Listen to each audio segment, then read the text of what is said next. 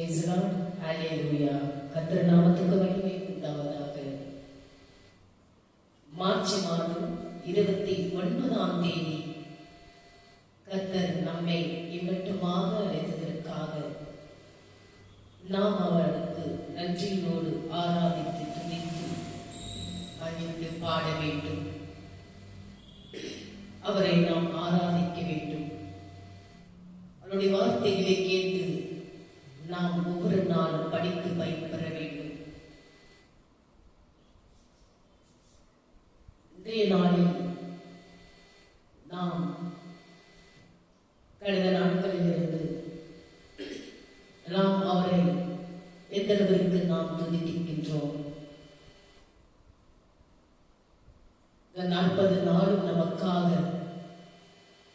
பாடுபட்டு சிலுவையில் அறிந்து உயிர் தியாகம் செய்கிறார். மீண்டுமாக அவர் நம்மை பார்க்க இந்த உலகத்திற்கு மீண்டும் வருகிறார். 3ஆம் நாளில் உயிர் பெற்று வருகிறார். எந்த தெய்வம் இது போல உயிர் பெற்று மறுபடியும் இந்த ஒரு பூவுலகிற்கு நமக்காக வருகிறார் என்று நீங்கள் சிந்தித்து செயல்பட வேண்டும்.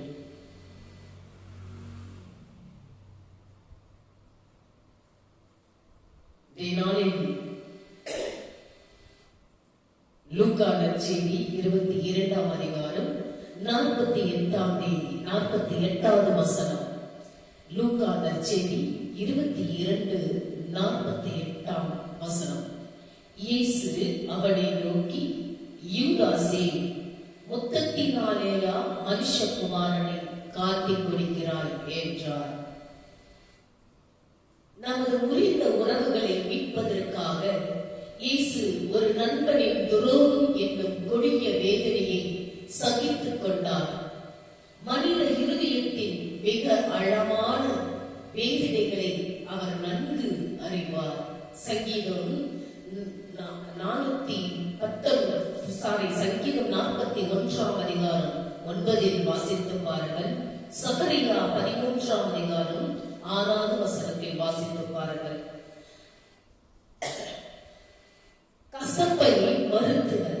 கசப்பை மறுத்தல் அந்த துரோகம் நிகழ்ந்த போதிலும் இயேசு பழி வாங்க முற்படாமல் தமது ஊழியத்தின் மீதே முழு கவனத்தையும் செலுத்தி அநீதியை எவ்வாறு கிருபையோடு கையாள்வது என்பதை நமக்கு கற்றுக் கொடுத்தார் கர்த்தர். 1 பேதுரு 2ஆம் அதிகாரம் 23 வாசித்து பாருங்கள். ரோமர் 12ஆம் அதிகாரம் 19 வாசித்து பாருங்கள். நாம் ஜெபிப்போம். கண்களை மூடி. அன்புள்ள பரலோக பிதாவே, என் வாழ்வில் துரோகத்தினால் ஏற்பட்ட காரியங்களை நீ குணமாக்கியருளும். மற்றவர்கள் என்னை ஏமாற்றி தாழ்த்தும் வேலைகளிலும் என் அழைப்பில் நான் உறுதியாய் நிலைத்திருக்கும் பலனை எனக்கு அளித்தருளும். இயேசுவின் நாமத்தில் ஜெபிக்கிறோம் நல்ல பிதாவே, ஆமென். நாம் இப்பொழுது நன்றியோடு அவரை நாம் ஆராதித்து துதித்து பாடுவோமாக.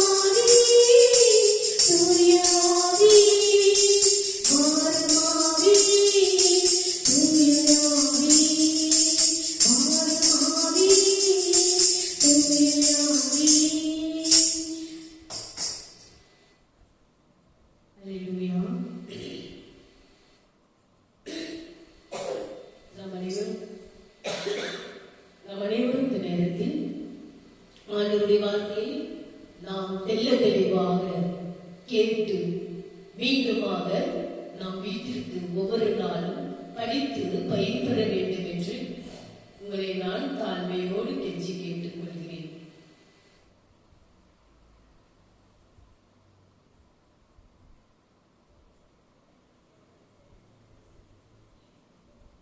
உம்முடைய வசனம் என் கால்களுக்கு தீபமும் என் பாதைக்கு வெளிச்சமுமாய் இருக்கிறது. சங்கீதம் 119 அதிகாரம் 105 வசனத்தில் வாசித்து பாருங்கள். உம்முடைய வசனம் என் கால்களுக்கு தீபமும் என் பாதைக்கு வெளிச்சமுமாய் இருக்கிறது. இருளிலே வேலை பார்த்த அனுபவம் உங்களுக்கு உண்டா? பொருள் இருக்கும் இடம் தெரிந்தால் சில வேளைகளில் அதை நாம் இருளில் கூட எடுத்து விடலாம். எதற்காக மின்சாரத்தை வீணாக்க வேண்டும் என்று நாம் நினைக்கலாம். ஆனால் தேடி அழுத்து போய் சுவிட்ச் ஆன் பண்ணினதும் அந்த பொருள் நம் கண் முன்னாலே இருப்பதை கண்டு பின்னர் ஏன் சுவிட்ச் ஆன் பண்ணினோம் என்று அழுத்துக் கொள்வதும் அடிக்கடி நடப்பது உண்டு நம் வாழ்க்கையில். ஆனால் ஒரு காரியத்தை செம்மையாக செய்வதென்றால் நிச்சயமாக வெளிச்சம் தேவையாக இருக்கிறது. அதுபோலவே இங்கே சங்கீதக்காரரும் தேவனுடைய வசனம் தன் கால்களுக்கு தீபமாகவும் பாதைக்கு வெளிச்சமாகவும் இருப்பதாக கூறுகிறார். நாம் இருளிலே நடப்பது என்பது கடினம். வீதி விளக்குகள் இருந்தாலும் சில வேளைகளிலே நுணுக்கமாக குன்றுகளையும் குழிகளையும் பார்த்து நடப்பதற்கு நமது கைகளில் ஒரு டார்ச் லைட் வெளிச்சம் அல்லது தீபம் தேவை. அதை காலடியில் அடித்து பார்க்க கவனமாக நாம் நடப்பது உண்டு. ஆம், பாதைக்கு பெரிய வெளிச்சமும் தேவை. அதே வேளையில் கால்களுக்கு தீபம் போல சிறிய வெளிச்சமும் நமக்கு வேண்டும். கர்த்தருடைய வசனம் தனக்கு இந்த இரண்டுமாக இருப்பதாக சங்கீதக்காரர் கூறுகிறார். அப்போது நாம் தடுக்கியோ வழுக்கியோ தேவனுடைய பாதையை விட்டு விலகியோ போவதற்கு எந்த சாத்தியமும் கிடையாது. ஆவிக்குரிய வாழ்க்கையை சரியாக நாம் பயணிக்க முடியும். ஆனால் ஒளியாகிய வார்த்தையை கடைபிடிக்காவிட்டால் நாம் விழுந்து போய் விடுவோம், பாதை வழுவி போய் விடுவோம். சில வேளைகளில் நடக்கும் பாதையில் எதிர்பாராமல் இருள் வந்துவிட்டால் வெளிச்சத்திற்கு தடுமாறுவோம். ஆனால் இருட்டில் நடப்பதற்கு முன் ஆழ்த்தமாக நமது கைகளில் டார்ச் லைட் வைத்திருப்பது உண்டு. அது போலவேதான் தேவ வார்த்தையை தியானித்து எப்போதும் நமது இருதயத்திலே வைத்திருப்பின் அது இருளிலே நம்மை வழிநடத்தும். இருள் வந்த பின் நாம் விளக்குகளை ஆயத்தப்படுத்துவதில்லை, வரும் முன்னரே ஆயத்தமாக இருப்பது அவசியம். அது போலவே நாம் எப்போதும் தேவ வார்த்தையை தியானித்து நமக்குள் வெளிச்சமாக வைத்திருப்போமானால் இருளான வாழ்விலே அது நம்மை தடுமாறி போக விடாமல் காத்துக் கொள்ளும். உமது கட்டளைகளால் உணர்வடைந்தேன், ஆதலால் எல்லா பொய் வழிகளிலும் வெறுக்கிறேன். சங்கீதம் 119 அதிகாரம் 104 வார்த்தையில் படித்து பாருங்கள். நமது வாழ்வில் தேவ வார்த்தைக்கு நாம் எவ்வளவாய் முக்கியத்துவம் கொடுக்கிறோம். நீங்கள் சிந்தித்து செயல்படுங்கள். கனி கொடுக்கும் வாழ்க்கையை நாம் பெற்றுக்கொள்ள வேண்டும். நானே திராட்சை செடி, நீங்கள் கொடிகள். ஒருவன் என்னிலும் நான் அவனிலும் நிலைத்திருந்தால் அவன் மிகுந்த கனிகளை கொடுப்பான்.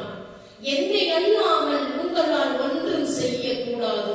யோவான் நற்செய்தி 15 அதிகாரம் 5 நீங்கள் வாசித்து பாருங்கள். கனி கொடுக்கும் வாழ்க்கை என்பது வெறும் வெற்றி அல்லது சாதனை அல்ல. அது நாம் பிறருக்கு எவ்வளவாய் பயனுள்ளவர்களாக இருக்கிறோம் என்பதை குறிக்கிறது. ஒரு மனிதன் தன் குடும்பத்துக்கு ஆசீர்வாதமாக இருக்கின்றானா, சபைக்கு உதவுகிறானா, சமூகத்தில் நல்ல தாக்கத்தை ஏற்படுத்துகிறானா, இதை வைத்து ஒரு மனிதனின் உண்மையான கனி கொடுக்கும் திறன் அறியப்படுகின்றது. தேவன் நம்மை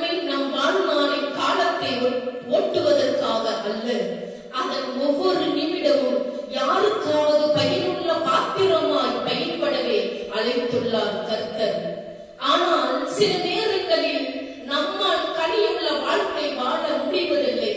பிறருக்கு ஆசீர்வாதமாய் இருக்க அழைக்கப்பட்ட நாமே வறண்டு போய்கின்றோம். அந்த நிலைக்கு காரணங்கள் என்ன என்பதை நாம் புரிந்து கொள்ள வேண்டும். தேவனிடத்திலிருந்து துண்டிக்கப்பட்ட வாழ்க்கை, கனித்தரும் வாழ்க்கையின் மூலாதாரம் தேவனே. நாம் தேவனோடு இணைந்திருக்கும் போதுதான் நம் வாழ்க்கையில் கனி உருவாகும். இது ஒன்றும் பரம ரகசியம் அல்ல.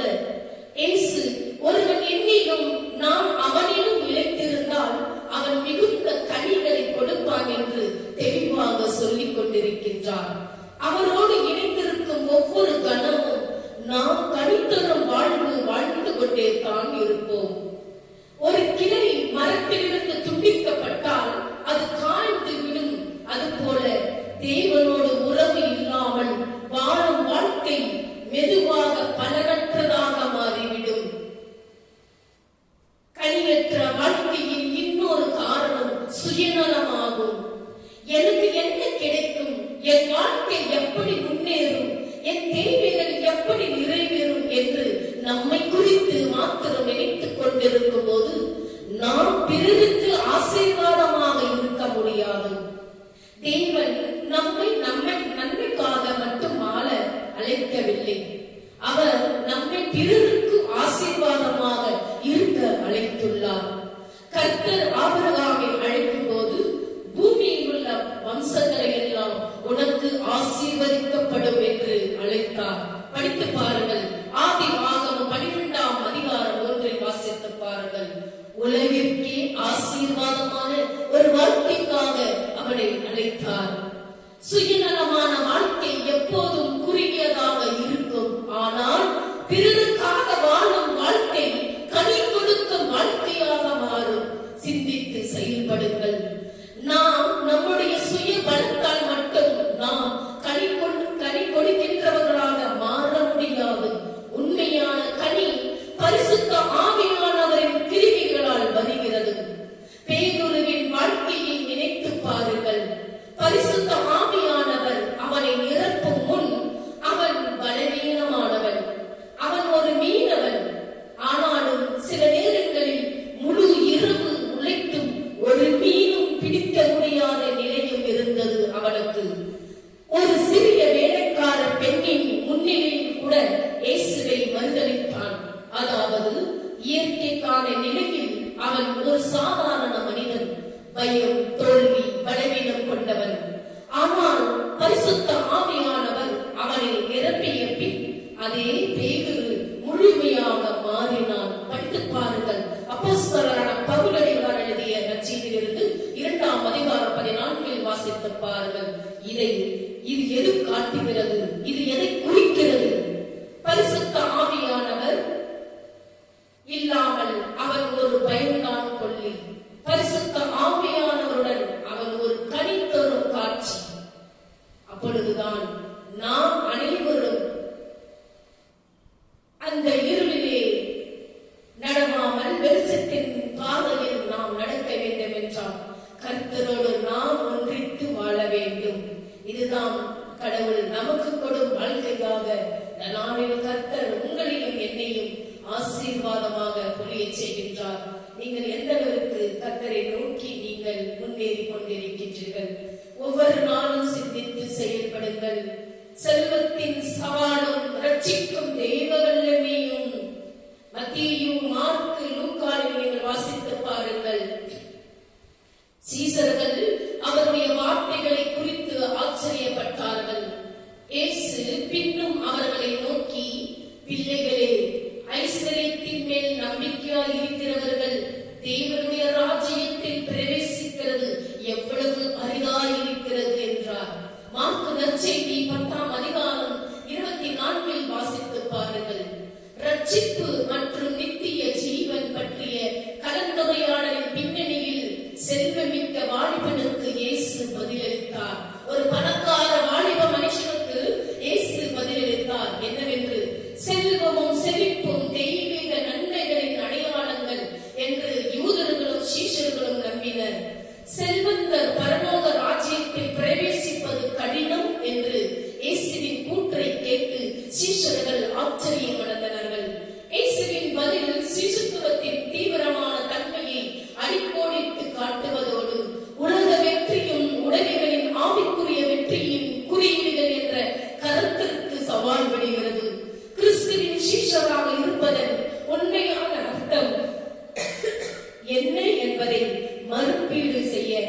நம்மை அழைக்கிறது.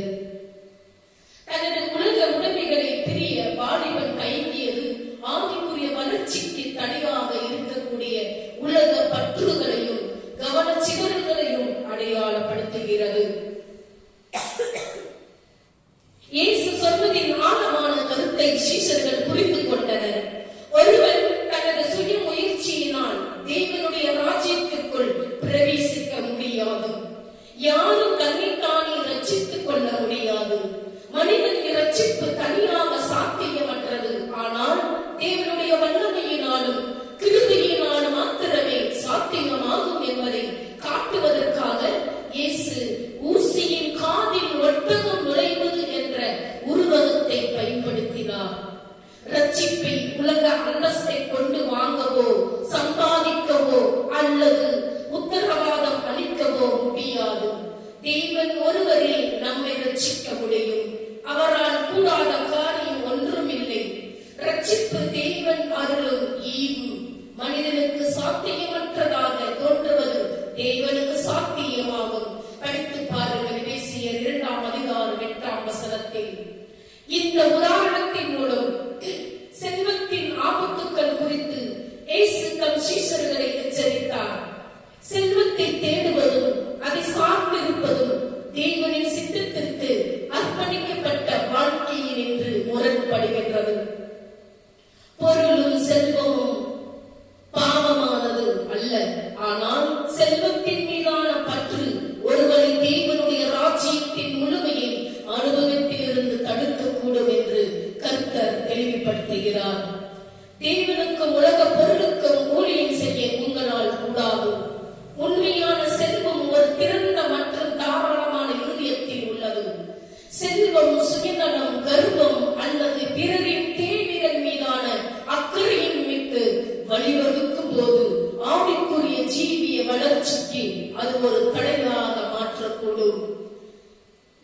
இத்தியான பகுதி உலக பொருட்களுடனான நமது உறவை ஆராய்ந்து பார்க்கும்படி நம் ஒவ்வொருவரையும் அழைக்கின்றது. நாம் உலக உறவுகளை மிகவும் இறுக்கமாக பற்றிக் கொள்கிறோமா? நமது வளங்களை தேவனுடைய நோக்கங்களுக்காக பயன்படுத்துகிறோமா? அல்லது அவைகள் நம்மை நமது ஆவிக்குரிய பாதையில் இருந்து விலகிச் செல்ல வழி வகுக்கின்றனவா?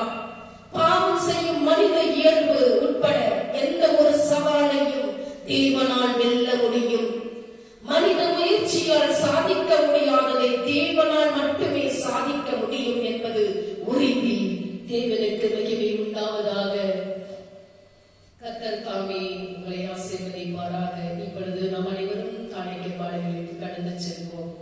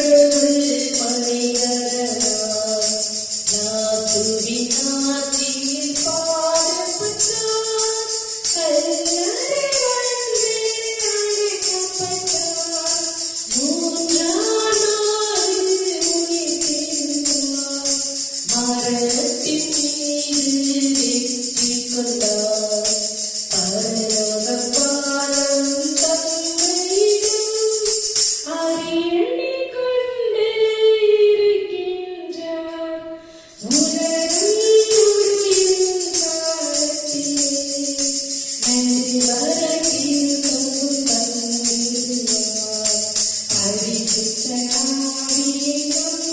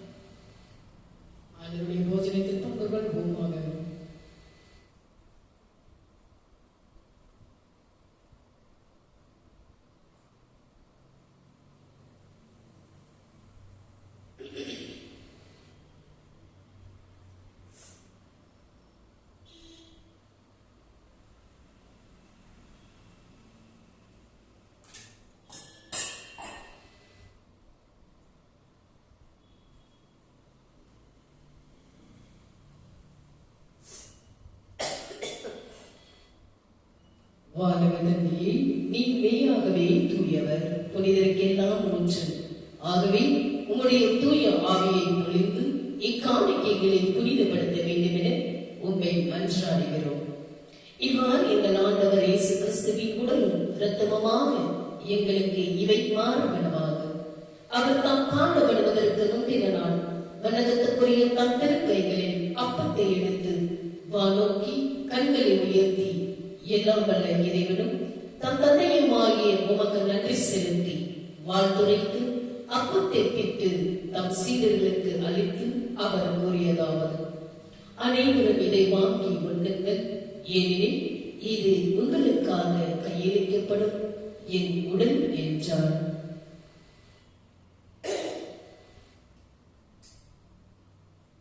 அவ்வளவே உணவருந்திய பின் மகிமை மிகுந்த இக்கிண்ணத்தை வணக்கத்துக்குரிய தம் திருக்கைகளில் எடுத்து மீண்டும் உமக்கு நன்றி செலுத்தி வாழ்த்துரைத்து தம் சீடர்களுக்கு அளித்து அவர் கூறியதாவது: அனைவரும் இதை வாங்கி பருகுங்கள், ஏனெனில் இது புதிய நித்திய உடன்படிக்கைக்கான என் ரத்தம். இது பாவ மன்னிப்புக்கென்று உங்களுக்காகவும் எல்லாருக்காகவும் சிந்தப்படும். இதை என் நினைவாக செய்யுங்கள் என்றார். நம்முடைய பெருமாளுடைய போஜனத்தில் ஒருமனப்பட்டு பகிர்ந்து கொள்வோமாக.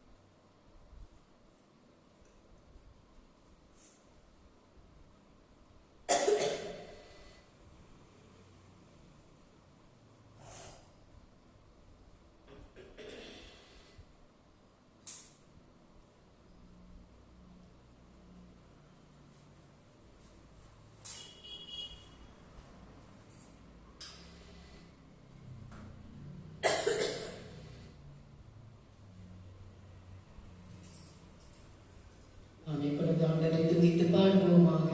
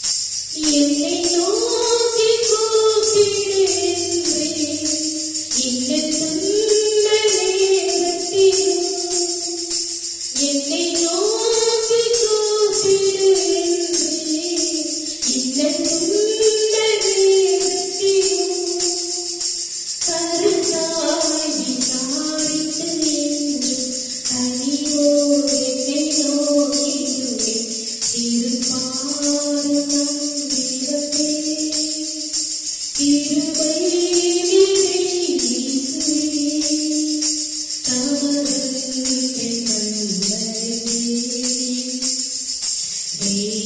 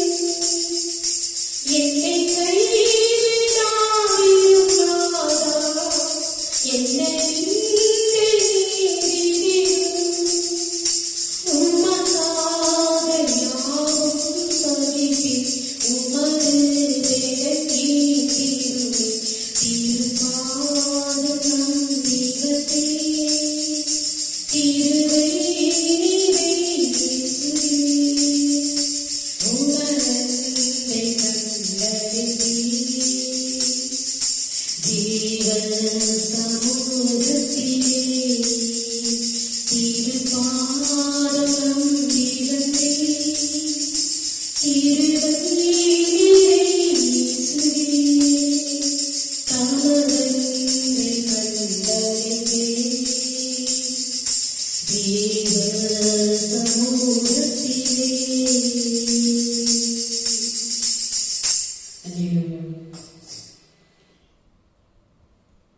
இப்பொழுது கண்களை மூடி ஆண்டவரை நோக்கி ஜெபிப்போமாக.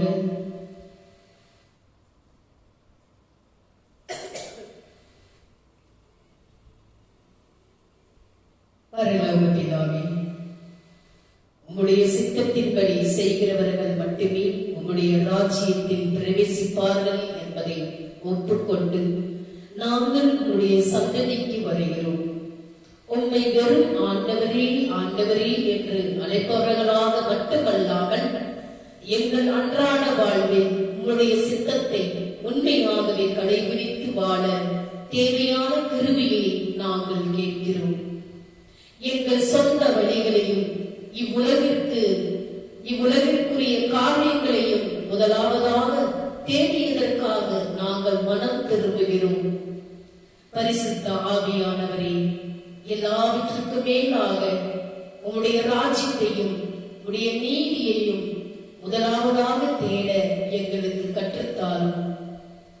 ஒரு குழந்தை தன் பெற்றோரை நம்புவது போலவே உம்மை அறிந்து கொள்ள ஒரு தூய இருதயத்தையும் உம்மை பின்பற்றுவதற்கு தேவையான கீழ்ப்படிதலையும் எங்களுக்கு தந்தருளும். எங்கள் சொந்த நற்கிரிகைகளின் மூலம் நாங்கள் உம்முடைய ராஜ்யத்தில் பிரவேசிக்க முடியாது என்பதை நாங்கள் அறிவோம். வலியும் சத்தியமும் ஜீவனமாகிய எங்கள் இரட்சகராகிய இயேசு கிறிஸ்துவின் எங்கள் விசுவாசத்தை முழுமையாக வைக்கிறோம்.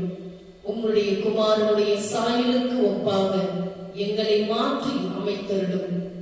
எங்கள் இருதயங்களிலும் இவ்வுலகத்திலும் உம்முடைய ராஜ்யம் வருவதாக. ஆண்டவரே, குழந்தைகளுக்குரிய விசுவாசத்தையும் தாழ்மையையும் எங்களுக்கு தந்தருளும். ஒரு குழந்தையை போல உம்மை முழுமையாக நம்ப எங்களுக்கு உதவி செய்யும்.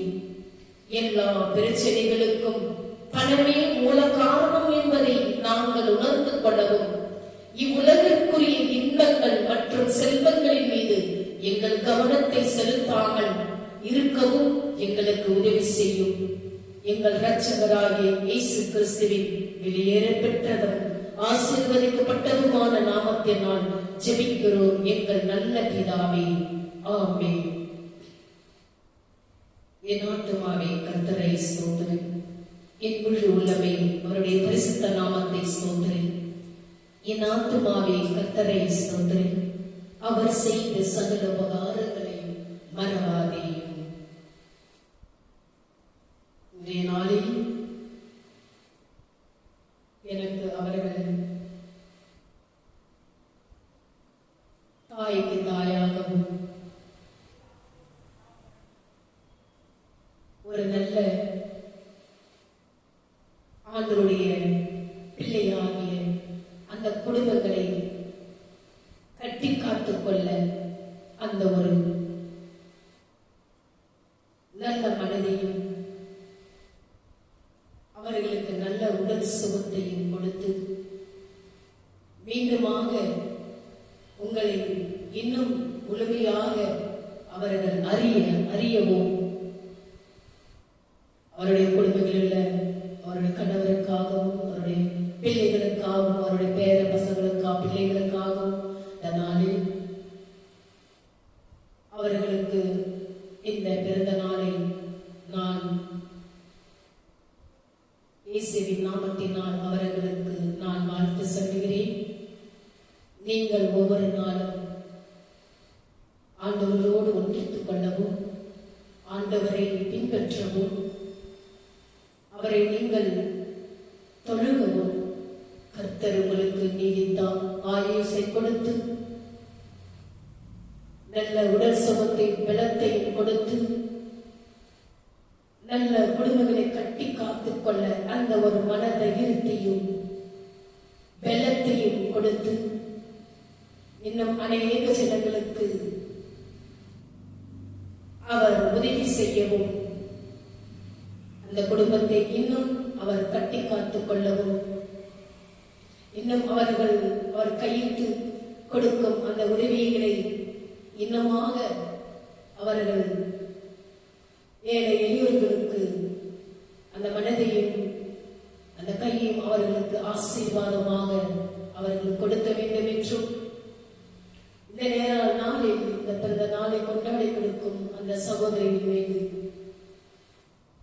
ஆண்டவருடைய ஆசீர்வாதம், ஆண்டவருடைய கிருபையும் ஒளியை செல்ல வேண்டும் என்று கர்த்தர் தாமே இந்த நாளில் உங்களை ஆசீர்வாதமாக அழைத்திருக்கிறார். Wish you happy birthday, my dear பகஞ்சா ஆண்டி அவர்களுக்கு இந்த நாளில் பிறந்த நாளை வாழ்த்துக்களை நான் இந்த சபைக்கு முன்பாக இந்த ரிவைவல் ஹார்வெஸ்டர் மூலமாக அவர்களுக்கு நான் இந்த பிறந்த நாளின் வாழ்த்துக்களை நான் வழங்குகிறேன். மீண்டுமாக கர்த்தர் அவரை ஆசீர்வாதத்தோடும் நல்ல உடல் சுகத்தோடும் பலத்தோடும் குடும்பங்களில் ஒற்றுமையும் சமாதானத்தை நிலைநாட்ட கட்டிக்காக்க அவர்களுக்கு அந்த ஒரு உற்சாகத்தையும் ஊக்கத்தையும் கொடுத்து அந்த குடும்பங்களை ஆசீர்வதித்து அவருடைய பிள்ளைகளையும் பேரன் பசங்களையும் அவர்களை ஆசீர்வதித்தள்ள வேண்டும் என்றும் இந்த நாளில் கர்த்தர் தாமே உங்களை உங்கள் குடும்பங்களை ஆசீர்வாதமாக பணியை செய்வாராக. ஆமென். நம் கண்களை மூடி ஜெபிப்போமாக.